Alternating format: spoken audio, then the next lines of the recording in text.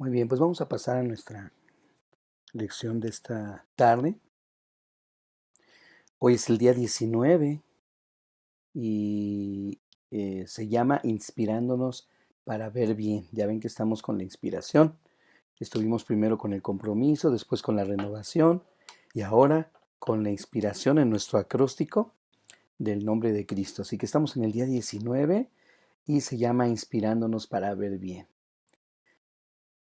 La vida del Señor está llena de incidentes, en medio de los cuales nos muestra su gracia. Su ministerio de enseñanza fue muchas veces interrumpido por gente necesitada. Se le acercó gente necesitada de salud, gente necesitada de salvación, gente necesitada de esperanza. Así que sin duda que el ministerio de nuestro Señor Jesucristo fue una inspiración, ¿no?, para todos aquellos que supieron relacionarse con Él. Vamos a buscar algo en nuestras Biblias. Mis hermanos, si tienen lista por ahí su Biblia, ya vamos en Marcos capítulo 8 para que leamos de los versículos 1 al 26. Así que déjenme comenzar a leer esta porción de la Escritura. Marcos capítulo 8, del versículo 1 al versículo 26. Dice así: en aquellos días, ya que otra vez había una gran multitud y no tenían qué comer, fíjense, nos dice otra vez, Jesús llamó a sus discípulos y les dijo: tengo compasión de la multitud, porque ya hace 3 días que permanecen conmigo y no tienen qué comer. Si les despido a sus casas en ayunas, se van a desmayar en el camino, y algunos de ellos han venido de lejos. Entonces sus discípulos le respondieron: ¿de dónde podrá alguien saciar a estos de pan aquí en el desierto? Versículo 5. Y les preguntó: ¿cuántos panes tenéis? Ellos dijeron: 7.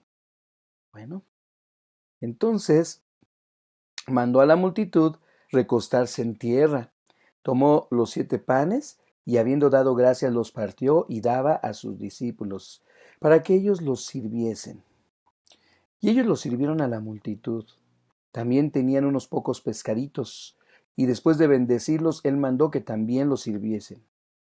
Comieron y se saciaron, y recogieron 7 cestas de los pedazos que habían sobrado, y eran como 4,000.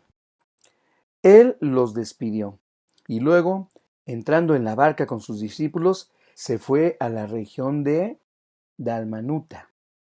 Salieron los fariseos y comenzaron a discutir con él, pidiéndole sobre todo una señal del cielo para probarle. El Señor Jesucristo suspiró profundamente en su espíritu y dijo: ¿por qué pide esta generación una señal? De cierto os digo que a esta generación no se le dará ninguna señal. Versículo 13. Y dejándolos, volvió a entrar en la barca y cruzó a la otra orilla. Se habían olvidado de llevar pan, y no tenían consigo en la barca sino un solo pan.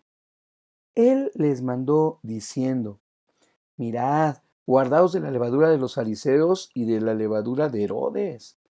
Ellos discutían los unos a los otros porque no tenían pan. Como Jesús lo entendió, les dijo: ¿por qué discutís? ¿Por qué no tenéis pan? ¿Todavía no entendéis ni comprendéis? ¿Tenéis endurecido vuestro corazón? ¿Teniendo ojos, no veis? ¿Teniendo oídos, no oís? ¿No os acordáis? Cuando partí los 5 panes entre 5,000, ¿cuántas canastas llenas de pedazos recogisteis? Ellos dijeron: 12. Versículo 20. Y cuando repartí los 7 panes entre los 4,000, ¿cuántas cestas llenas de pedazos recogisteis? Ellos dijeron: 7. Él les preguntó: ¿todavía no comprendéis? Jesús fue a Bethsaida y le trajeron un ciego y le rogaban que lo tocase. Entonces, tomando al ciego de la mano, le sacó fuera de la aldea, después de mojarle los ojos con saliva e imponerle las manos, le preguntó: ¿ves algo? Al mirar, él decía: veo a los hombres, pero los veo como árboles que andan. Luego puso otra vez las manos sobre sus ojos y miró intensamente, y fue restaurada su vista, y veía todo de lejos y claramente. Entonces Jesús le envió a su casa diciéndole, no entres en la aldea.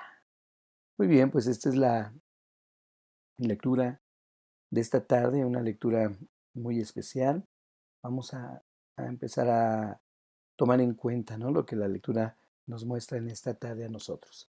Fíjense bien, en este pasaje vemos a Jesús realizando dos milagros que se entrelazan para darnos algunas importantes enseñanzas. Ahora tenemos la alimentación de los 4,000, que es un milagro muy similar al que leímos en el capítulo 6. Y también tenemos la sanidad de un ciego, a quien también le aplica, por cierto, saliva, ¿se acuerdan? Como al sordo y al tartamudo que estudiamos ayer. Ahora, en medio de estos dos milagros, notamos una cosa muy importante. Hay algo que el Señor ha querido enseñar, pero que los discípulos no han entendido aún. Fíjate, en esta plática en particular tenemos este punto muy importante, lo voy a volver a repetir. Hay algo que el Señor ha querido enseñarnos, o enseñarles en este caso a sus discípulos, y que ellos no han querido entender aún. Parecería como que el milagro paulatino del ciego fuera una metáfora de la incapacidad de los discípulos de entender oportunamente lo que les ha estado tratando de enseñar el Señor Jesús. Por otro lado, el Señor les está haciendo una advertencia de que no se dejen contaminar por Herodes, de que no se dejen contaminar por los fariseos. Miren, analicemos todo esto y aprendamos lo que nos quiere decir cada milagro y la conjunción de los dos milagros. Vamos a ver como punto número 1 que su amor y compasión son los detonadores de su intervención en nuestra vida. Otra vez, es a través de su amor y compasión que vemos los detonadores de su intervención en nuestra vida. Sin duda que sus milagros tienen un propósito educativo, algo que tenemos que aprender, algo que Él quería enseñar. Pero eso no significa que no se ocupe de nuestras necesidades reales. Miren, podemos verlo realizando de nuevo el milagro de la alimentación. Ya lo hizo antes con los 5,000, ahora lo hace con los 4,000. Podemos verlo también, y al verlo, si solo le interesara el aspecto teológico, ¿qué caso hubiera tenido hacer lo mismo 2 veces? O sea, darles de comer a unos y luego darles de comer a los otros. Si solamente a Jesús le interesara el aspecto teológico de la enseñanza o el aspecto espiritual. Déjame te digo una cosa. Su motivación era hacer un bien a todos aquellos que lo estaban siguiendo. Él no podía dejarlo sin comer después de haberle andado con él todo el tiempo. Le preocupaba la condición física de las personas, porque también estando bien ellos en su condición física, lo estarían en su condición mental y espiritual. Así que en este punto número 1, vemos cómo su amor y compasión son detonadores de su intervención en nuestra vida. Punto número 2, su presencia hace la diferencia en nuestra vida. Eso también es una parte muy importante, ¿no? En todas las épocas de la historia de la humanidad ha habido gente que experimenta escasez. De hecho, es algo que tiene que preocuparnos un poquito porque ahorita con la situación que estamos viviendo, dentro de poco seguramente comenzará a haber un poco de escasez. Escasez, perdón. Sin embargo, la prosperidad no tiene que ver con cuánto tenemos. Más bien, la prosperidad tiene que ver con quién nos acompaña. ¿Sí? A ver si me expliqué. O sea, no tiene que ver más que con quién nos acompaña. Fíjate bien por qué lo digo. Una vez más, la cantidad de alimentos con la que se contaba era mínima, era insignificante, era mucha la multitud, pero en las manos de Jesucristo, bendecido todo esto por Jesucristo, fue suficiente y sobreabundó, como en la vez anterior, que habían sobrado 12 cestas. Así que lo importante es saber que Él está ahí con nosotros. Y ahorita podrá venir escasez, podrá venir problemas, situaciones difíciles. No importa. Sabemos que no estamos solos. Sabemos que Él está con nosotros. Otra cosa que yo veo en este pasaje es que su tarea del Señor Jesús de ser maestro es total. En todo momento de su ministerio, lo que el Señor Jesús quiso hacer con sus discípulos fue enseñarles. Y es lo mismo que quiere hacer con nosotros. Él quiere enseñarnos algo. Y seguramente lo ha logrado en todo este tiempo que hemos estado leyendo la Escritura.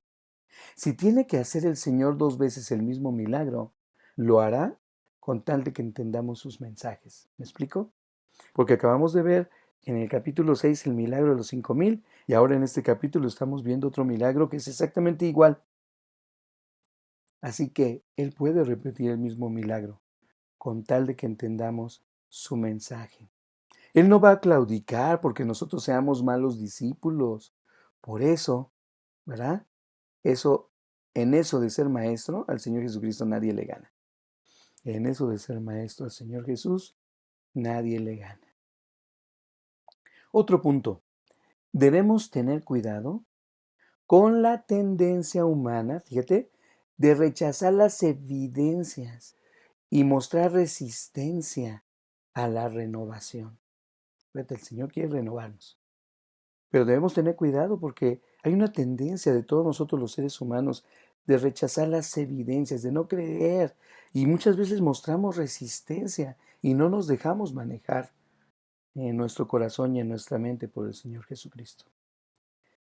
Lo que Jesús quiere decir con la levadura de los fariseos es justamente lo que aquellos religiosos estaban haciendo con el Señor Jesucristo.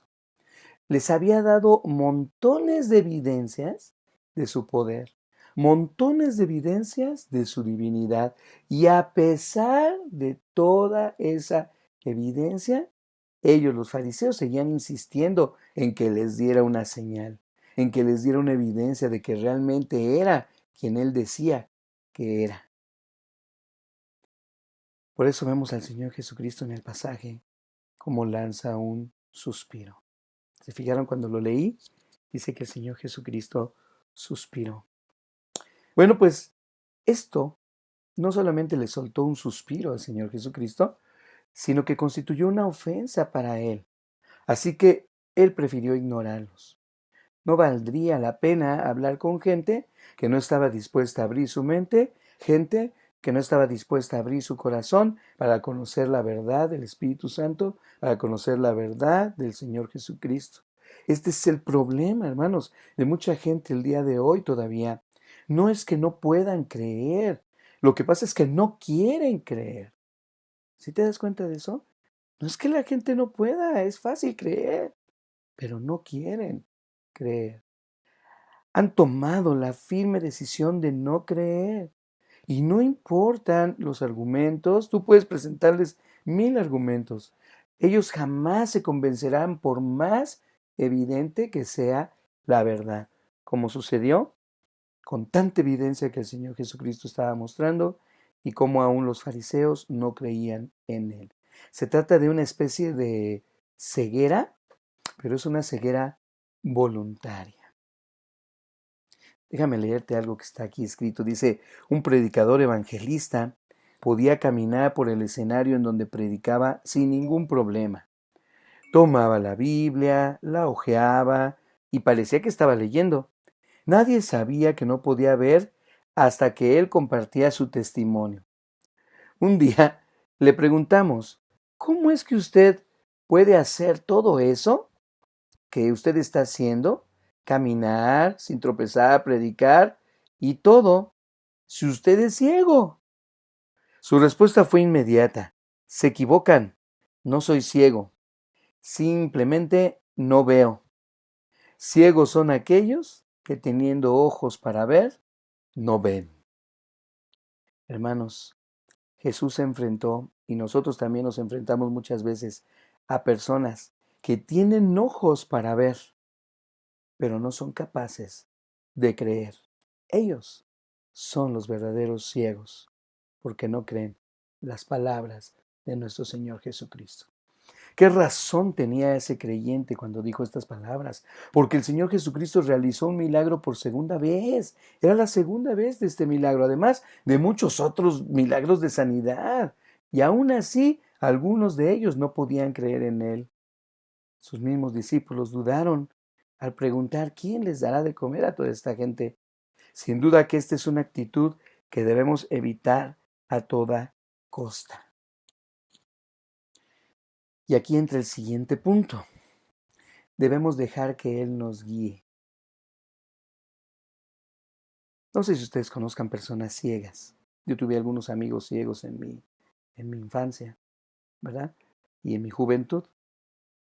Lo que sí aprendí de ellos es que todo ciego necesita un lazarillo. ¿Sí saben lo que es un lazarillo? ¿Verdad? Puede ser desde un bastón hasta un perro o un perrito, ¿verdad? O una persona que lleve de la mano al ciego. Eso es un lazarillo. Pero Jesús nunca tuvo a nadie como tal. ¿Te imaginas la escena? ¿Te imaginas a Jesús guiando a un ciego a las afueras del pueblo para sanarlo? ¿Por qué no lo sanó en ese momento? ¿Por qué no lo hizo en ese lugar delante de toda la gente? Yo creo que no lo hizo de esa manera porque el amor del Señor Jesucristo es más grande. Y Él quiso darle a este ciego, ¿verdad? Un cuidado personal y lleno de amor. Y eso también el Señor lo hace con nosotros. Él quiere cuidarnos de forma personal y amarnos de forma personal. Y nosotros debemos dejar que Él nos guíe.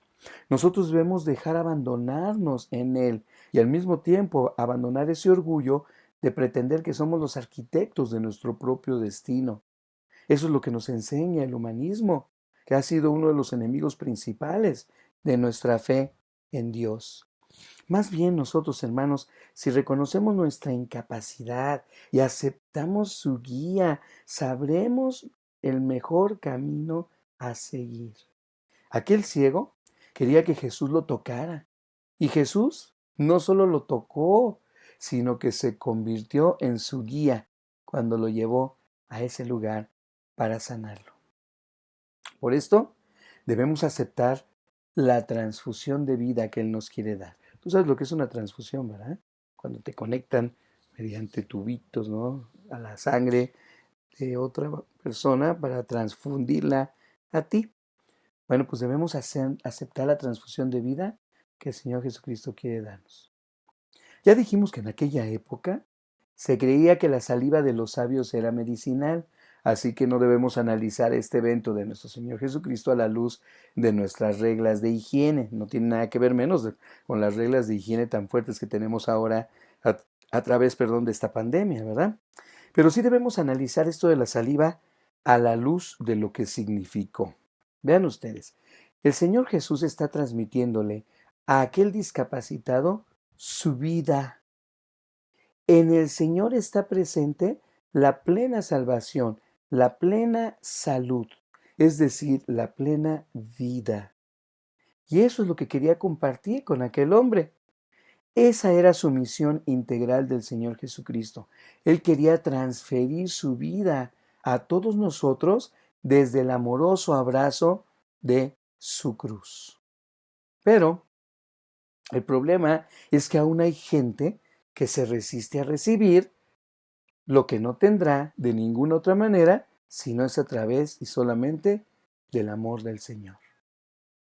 Así que debemos aprender a aceptar del Señor su vida. Debemos también aceptar el reto a creer. Déjame te digo que el problema básico de los religiosos de aquella época, hablando de los fariseos y de los saduceos y de todos los que no querían creer en él, fue que Jesús quería que sus discípulos no imitaran. Pero no imitaran qué, no imitaran la incredulidad de ellos. Ese era el problema, eran incrédulos. Por eso lo que el Señor nos está haciendo a nosotros es desafiarnos a creer. La recuperación paulatina del ciego resulta en una parábola de vida para los discípulos.